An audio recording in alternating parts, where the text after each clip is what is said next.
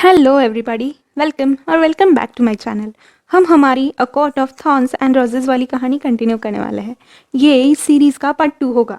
अगर आपने अभी तक पार्ट 1 नहीं देखा है तो please check out part 1 and then come to part 2। तो चलिए शुरू करते हैं।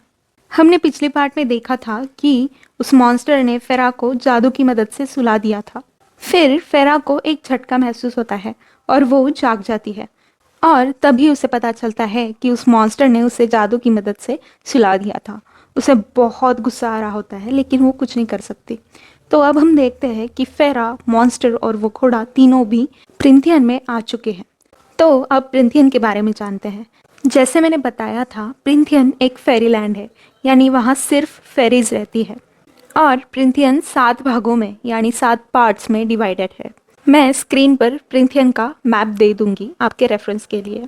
तो प्रिंथियन के ये जो 7 पार्ट्स है उन्हें कॉर्ड्स कहा जाता है, और उन सब के अलग अलग नाम हैं। हम इंडिया में कह सकते हैं हमारे अलग अलग स्टेट्स हैं, वैसे ही ये प्रिंथियन के स्टेट्स भी कह सकते हैं।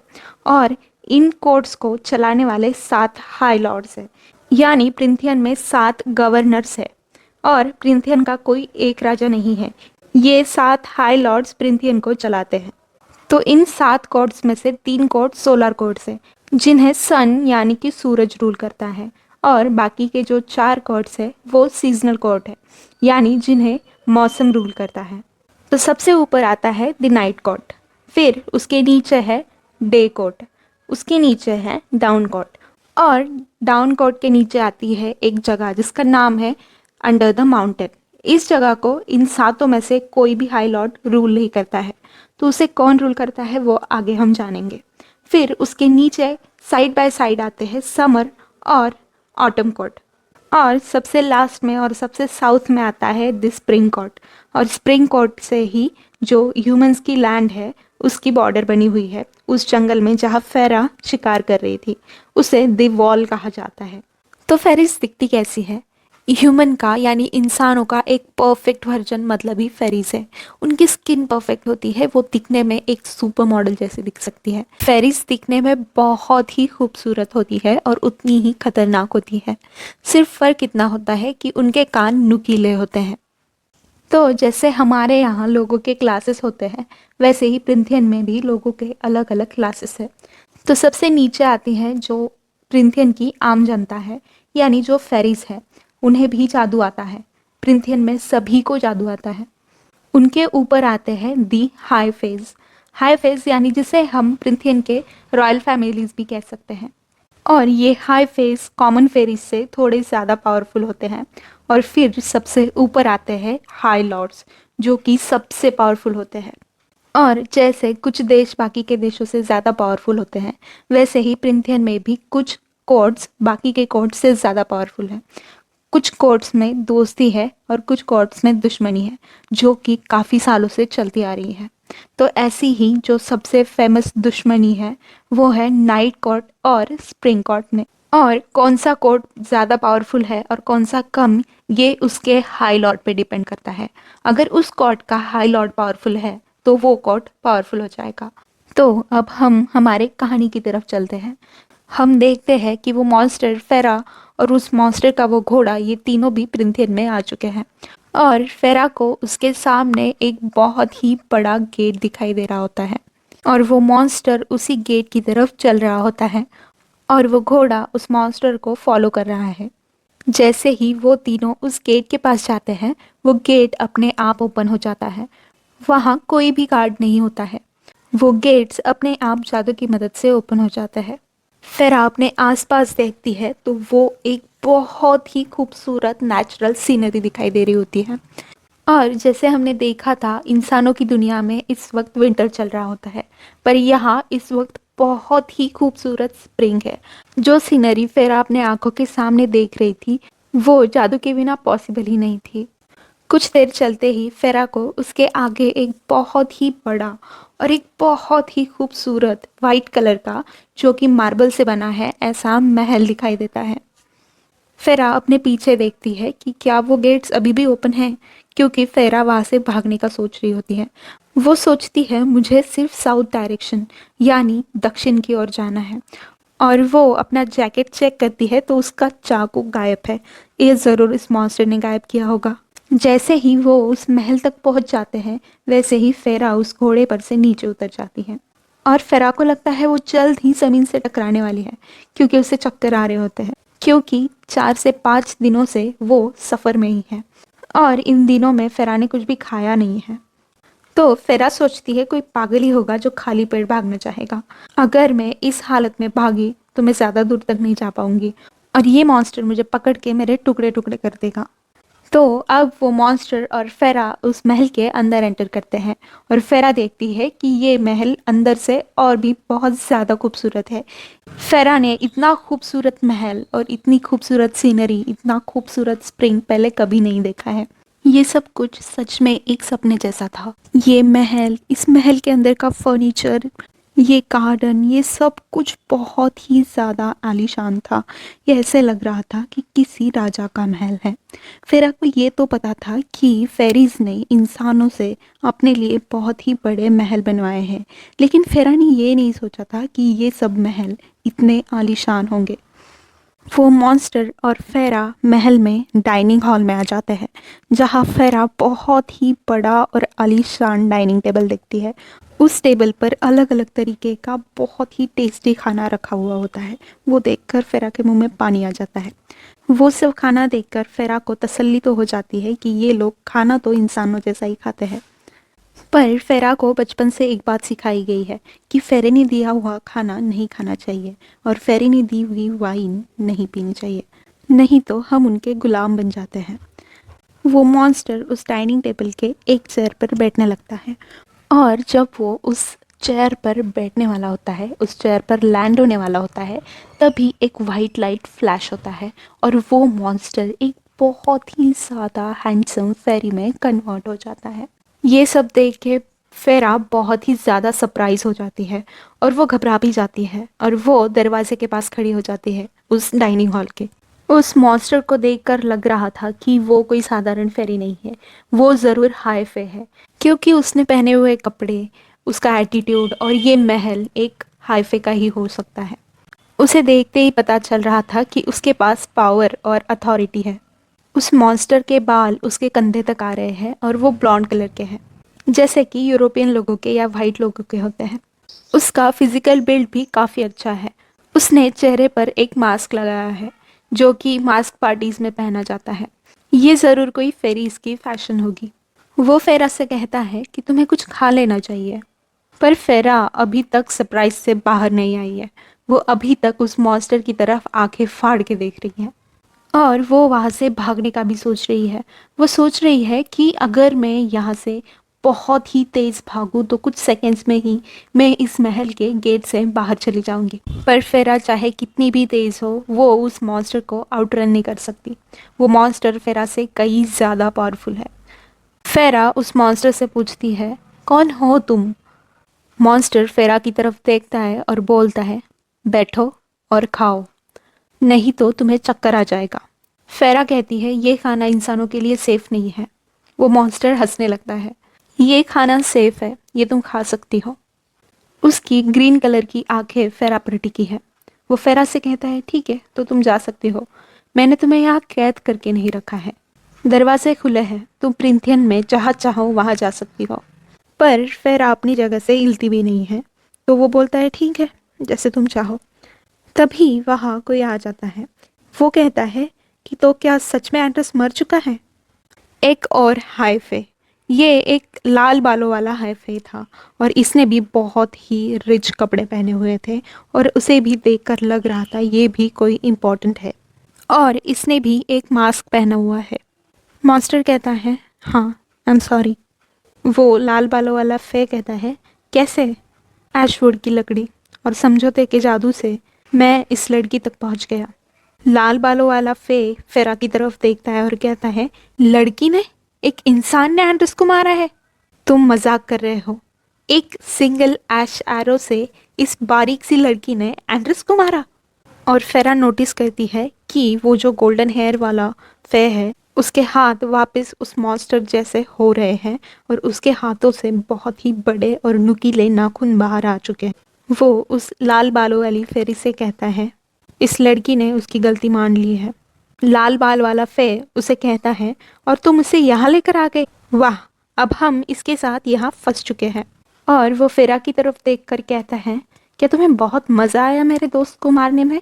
वो और भी कुछ कहने वाला होता है पर तभी वो जो मॉन्स्टर होता है वो उसे रोक देता है और कहता है लूशन ठीक से बिहेव करो।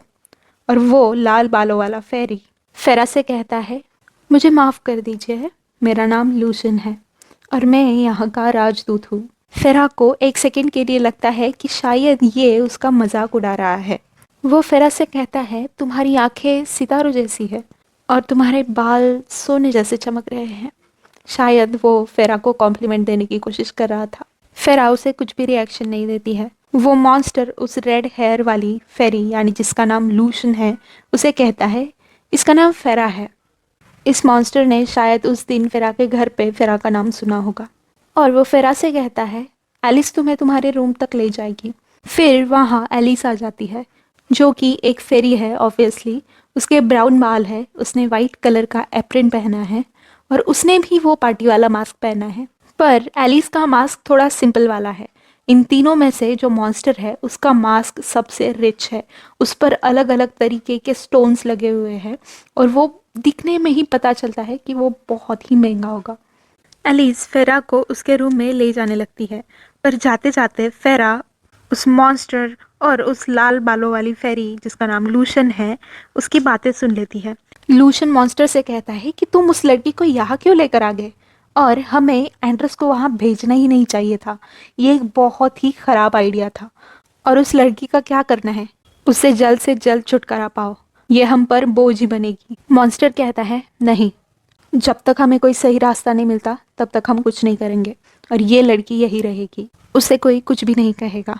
उसकी लाइफ पहले ही उस झोपड़े में काफ़ी ख़राब थी। फिर एलिस और फेरा रूम में आ जाते हैं। उस रूम में ऑलरेडी फेरा के लिए सब कुछ रेडी था। फेरा नहा के रूम में आ जाती है तो एलिस उसके लिए एक बहुत ही खूबसूरत ब्लू कलर का ड्रेस निकाल के रख देती है। पर फेरा को ड्रेसेस पसंद नहीं है। फेरा एलिस से उसके पुराने कपड़े मांगती है पर एलिस उसे वो देने से मना कर देती है क्योंकि वो कपड़े ऑलरेडी बहुत ख़राब है और बहुत फट चुके हैं। तो एलिस उसे दूसरा वाला सिल्क से बना हुआ एक टॉप और एक पैंट पहनने के लिए दे देती है। फेरा एक चेयर पर बैठी है और एलिस उसके बाल बना रही है। एलिस उसे कहती है तुम्हारी तो सिर्फ हड्डियाँ दिखाई दे रही है। फेरा कहती है हमें सर्दियों में ज़्यादा खाना नहीं मिल पाता। फिर एलिस उसे एक एडवाइस देती है। वो फेरा से कहती है कि अगर तुम समझदार हो तो यहाँ अपना मुंह बंद रखो और अपने कान खुले रखो, इससे तुम्हें ज़्यादा फ़ायदा होगा। एंड्रस की मौत की वजह से यहाँ के लोग नाराज़ हैं। तुम यहाँ सिर्फ हमारे मालिक की वजह से ज़िंदा रह पा रही हो, तो यहाँ अपने काम से काम रखो और तुम्हें कोई भी तकलीफ़ नहीं पहुँचाएगा। फेरा एलिस को रेडी कर देती है और नीचे डाइनिंग हॉल में ले जाती है जहाँ वो गोल्डन हेयर वाला मॉन्स्टर और लूशन असली सोने के ग्लास में वाइन पी रहे होते हैं और डाइनिंग टेबल पर खाना रखा हुआ होता है। मॉन्स्टर कहता है इससे पहले कि तुम पूछो, ये खाना तुम्हारे लिए बिल्कुल सेफ़ है, तुम ये खा सकती हो। और उसे बैठने के लिए कहता है पर फेरा वही खड़ी रहती है। तो वो फेरा से कहता है तुम्हें क्या चाहिए। लूशन उससे कहता है मैंने तुमसे कहा था टैमलिन, पिछले कुछ दशकों से तुम्हारी औरतों से बात करने की स्किल काफ़ी ख़राब हो चुकी है। तो इस मॉन्स्टर का नाम टैमलिन है और इसकी उम्र उसके चेहरे पे जितनी दिखती है उससे कई ज़्यादा है। लूशन फेरा से कहता है तुम अब थोड़ी ठीक लग रही हो, पर वो ड्रेस तुम पे ज़्यादा अच्छी लगती, तुमने ड्रेस क्यों नहीं पहनी। तो फेरा उससे कहती है मुझे ड्रेसेस पसंद नहीं है। लूशन कहता है क्यों। तो टैमलिन यानी कि मॉन्स्टर कहता है क्योंकि पैंट्स में हमें मारना आसान रहेगा। और वो फेरा को बैठने के लिए कहता है और वो खुद फेरा को खाना सर्व करता है और उसके ग्लास में वाइन भी पोर करता है और जाके अपने सीट पर बैठ जाता है। वो फेरा को कॉम्प्लीमेंट भी देने की कोशिश करता है। तुम अब पहले से बेहतर लग रही हो और तुम्हारे बाल भी क्लीन हो चुके हैं। फेरा खाना खाना शुरू कर देती है और वो उस मॉन्स्टर से यानी कि टैमलिन से पूछती है क्या तुम हाई फे हो, यहाँ के शाही परिवार। ये सुन के लूशन को हंसी आ जाती है। वो टैमलिन से कहता है बताओ उसे। टैमलिन, हाँ, सही कहा। फेरा उसे कहती है, अब तुम मुझे यहाँ लेकर आ गए हो, तो बताओ मुझे क्या करना है। तो टैमलिन उसे कहता है, कुछ भी करो, वो मेरा प्रॉब्लम नहीं है, बस किसी मुश्किल में मत पड़ जाना। फेरा उसे कहती है, तो क्या सच में तुम मुझे ज़िंदगी भर यही रखने वाले हो? प्लीज़ मुझे जाने दो, मेरी फैमिली घर पे भूखी है, कोई तो रास्ता होगा ना, तुम कोई बदलाव कर सकते हो इस समझौते में। तो लूशन कहता है, बदलाव? तुमने अभी तक माफ़ी भी नहीं मांगी है। तो फेरा कहती है, आई एम सॉरी। लूशन कहता है, तो बताओ कैसे मारा तुमने मेरे दोस्त को। फेरा कहती है, ऐश एरो से, और एक एरो आँख में। उसने फाइट बैक करने की कोशिश भी नहीं की, वो बस मुझे देख रहा था। लूशन बोलता है, और फिर भी तुमने उसे मार डाला और उसकी स्किन निकाल कर बेच दी। फिर मॉन्स्टर यानी कि टैमलिन बोलता है, बहुत हो गया लूशन, मुझे डिटेल्स नहीं सुनने हैं। और वो फेरा से कहता है, और तुम्हें क्या लगता है मैंने उनके खाने पीने का और पैसों का इंतज़ाम नहीं किया होगा? क्या तुम हमारे बारे में इतना घटिया सोचते हो? तो फेरा उसे कहती है, कसम खा के बोलो। तो वो बोलता है, मेरे पास जो भी है उस सब की कसम, और मैं तुम्हें आखिरी बार वार्निंग दे रहा हूँ, मुझे फ़र्क नहीं पड़ता तुम प्रिंथियन में कहीं भी रहो, पर अगर तुमने वॉल क्रॉस कर दी, बॉर्डर क्रॉस करके भागने की कोशिश की, तो तुम्हारी फैमिली का ख्याल नहीं रखा जाएगा, और तुम्हारे साथ क्या होगा ये मैं नहीं कह सकता।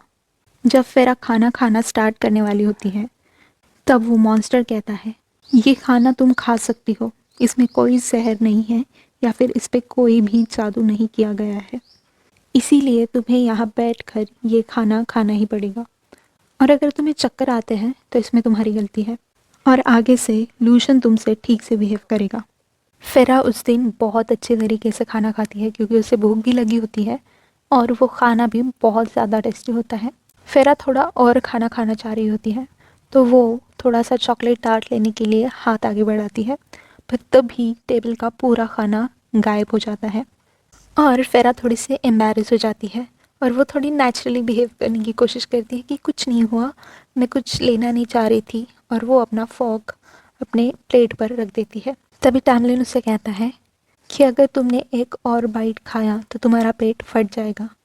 फेरा उसे खाने के लिए थैंक यू कहती है और वहाँ से जाने लगती है। तभी लूशन उसे कहता है, क्या तुम वाइन के लिए नहीं रुकोगी? फेरा कहती है, नो थैंक यू, मैं आज काफ़ी थक चुकी हूँ, मुझे सोने जाना है।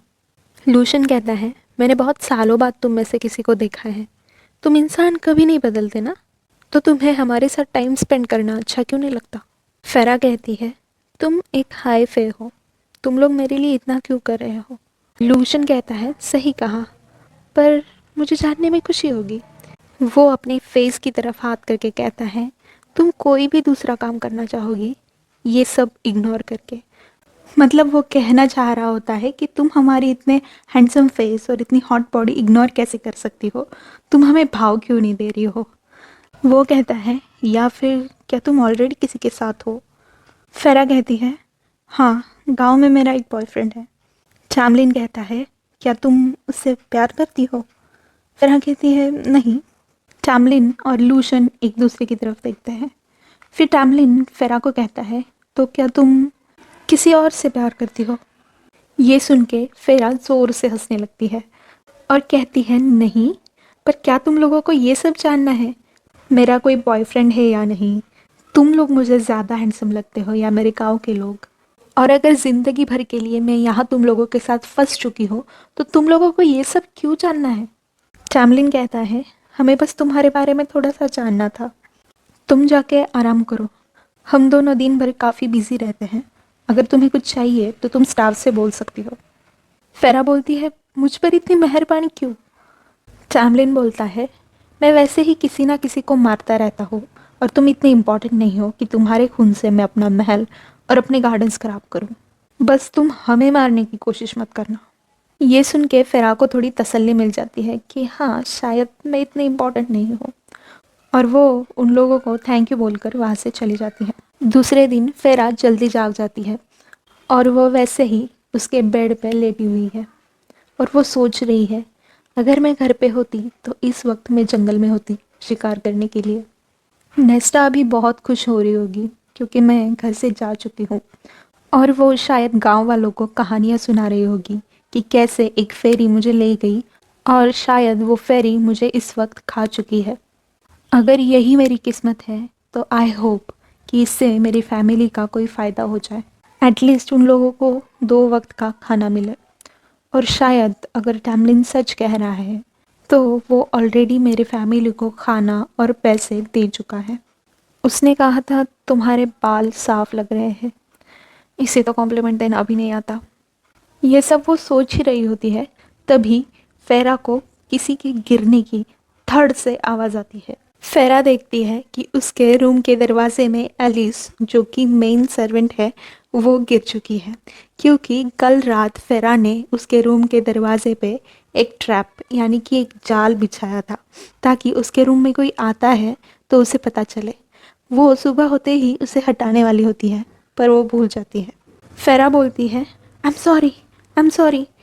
एलिस बोलती है ये सब क्या है? तो फेरा बोलती है आई एम सॉरी, मैं सुबह होते ही इसे हटाने वाली थी, मुझे नहीं लगा था मेरे रूम में इतने सुबह कोई आएगा, आई एम सॉरी। एलिस फेरा को देखती है और बोलती है तुम्हें क्या लगता है ये रस्सी के टुकड़े हमें तुम्हारे हड्डियाँ तोड़ने से रोक सकते हैं? ये रस्सी हमें रोक पाएगी?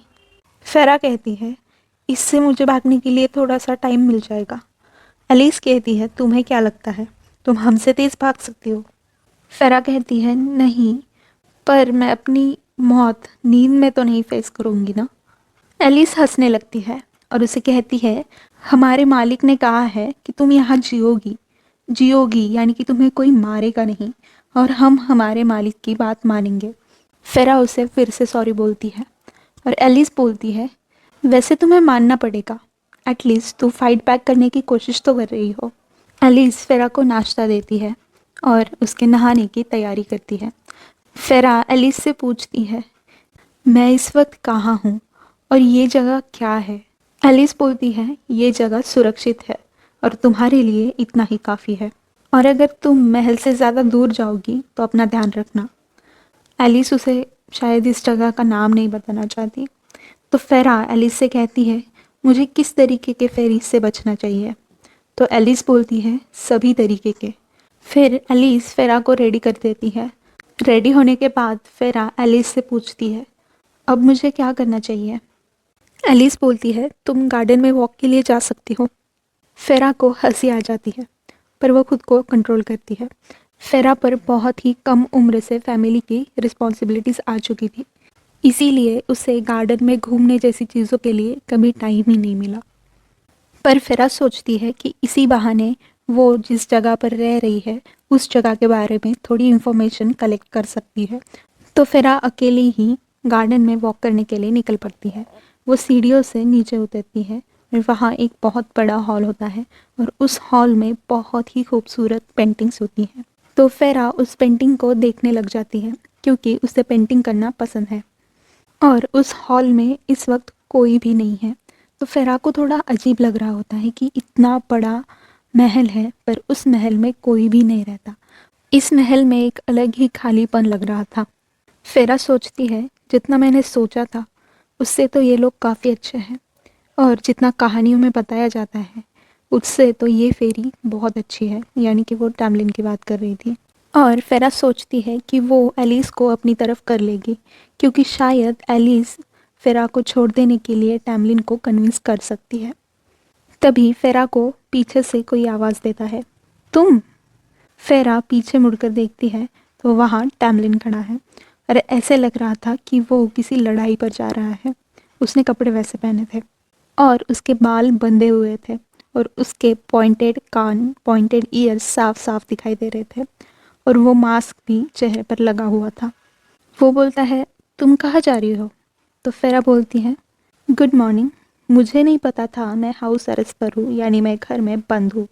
टैमलिन कहता है ऑब्वियसली तुम हाउस अरेस्ट पर नहीं हो। वो बोलता है क्या मैं तुम्हें यहाँ के गार्डन्स घुमा सकता हूँ? फेरा बोलती है नो थैंक यू, मैं ऐसे ही ठीक हूँ, वैसे भी पहले ही तुम मुझ पर बहुत मेहरबानी कर चुके हो। तो टैमलिन बोलता है तुम्हें क्या मुझसे कोई प्रॉब्लम है? तो फेरा बोलती है नहीं। फिर टैमलिन बोलता है फेरा मैंने तुमसे वादा किया है कि मैं तुम्हें नहीं मारूंगा, और मैं अपने वादे नहीं तोड़ता। फेरा बोलती है तुम मुझे मारोगी नहीं, पर नुकसान तो पहुंचा सकते हो। और तुमने वादा किया है, ना कि बाकी लोगों ने और लूशन ने, वो तो मुझे नुकसान पहुंचा ही सकते हैं। टैमलिन बोलता है, उन्हें ऑर्डर्स मिल चुके हैं, वो तुम्हें कोई नुकसान नहीं पहुंचाएंगे। फेरा बोलती है, फिर भी मैं तुम्हारे साथ यहाँ इस दुनिया में फंस चुकी हूँ, और वो भी ऐसे समझौते के लिए जिसका मुझे कोई पता नहीं था। और वैसे वो तुम्हारा दोस्त उस दिन उस जंगल में क्या कर रहा था? मुझे तो लगा था कि तुम लोग हमारी दुनिया में नहीं आ सकते। तो टैमलिन फेरा को बोलता है, हम तुम लोगों को यानी इंसानों को गुलाम बनाने के सिवा सब कुछ कर सकते हैं, और वो बॉर्डर की वॉल हमें उस तरफ जाने से और इंसानों को मारने से नहीं रोक सकती। तो फेरा बोलती है, क्या तुम ऐसा करना चाहोगे? तो टैमलिन बोलता है, मुझे इंसानों की दुनिया में कोई दिलचस्पी नहीं है। हाँ, पर मैं बाकी फेरिस के लिए नहीं कह सकता। फेरा बोलती है, तो तुम्हारा वो दोस्त उस दिन उस जंगल में क्या कर रहा था? टैमलिन बोलता है, यहाँ प्रिंथियन में करीब 50 सालों से एक बीमारी फैल रही है, इसीलिए ये महल और ये जगह इतनी खाली है। यहाँ से ज़्यादातर लोग जा चुके हैं।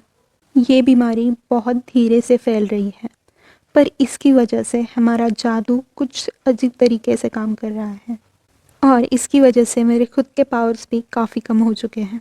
वो अपने चेहरे की तरफ इशारा करके कहता है, और ये मास्क 49 साल पहले यानी 49 ईयर्स के पहले एक मास्क पार्टी चल रही थी, तभी ये डिसीज़, ये बीमारी आई थी। इसीलिए ये मास्क हमेशा के लिए हमारे चेहरे पर रह गए, हम इन्हें निकाल नहीं पाते। फेरा बोलती है, पर जब तुम तुम्हारे मॉन्स्टर वाले रूप में थे तब तो ये मास्क नहीं था। तो टैमलिन बोलता है, ये बीमारी ऐसी ही है, ये स्पेशली हमारे जादू पर इफ़ेक्ट करती है। और उस दिन एंड्रस इसी बीमारी का इलाज ढूंढने के लिए बॉर्डर पार गया था। फेरा बोलती है, क्या ये बीमारी इंसानों पर इफ़ेक्ट कर सकती है?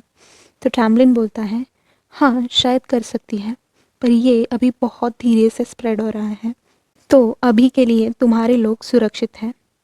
और फिर वो कहता है, वैसे तुमने जो वो तुम्हारे रूम में जाल बिछाया था, क्या वो मेरे लिए था? तो फेरा बोलती है, तो मैं तुम पे विश्वास कैसे कर सकती हूँ? टैमलिन बोलता है, मैं एक मॉन्स्टर ज़रूर बन सकता हूँ, पर मैं काफ़ी सिविलाइज्ड हूँ फेरा। फेरा सोचती है, चलो एटलीस्ट इससे मेरा नाम तो याद है। टैमलिन फेरा से कहता है, डिनर के टाइम पे मिलते हैं, और वहाँ से चला जाता है। आज के लिए इतना ही। Please stay tune for part 3 and please like, share and subscribe to my channel. Bye.